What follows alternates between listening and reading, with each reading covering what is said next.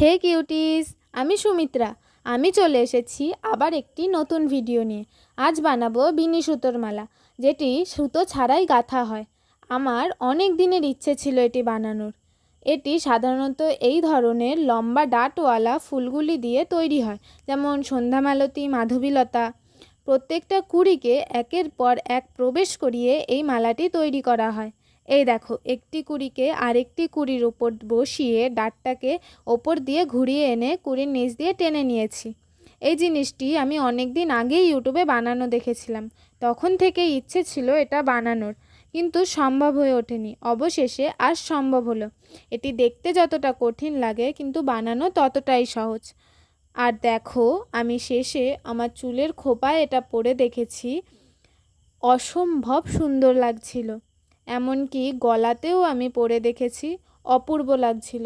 তোমাদের কেমন লেগেছে তোমরা অবশ্যই কমেন্ট করে জানিও, আর তোমরাও ট্রাই করো। তো ভালো লাগলে লাইক আর কমেন্ট করে দিও। টাটা।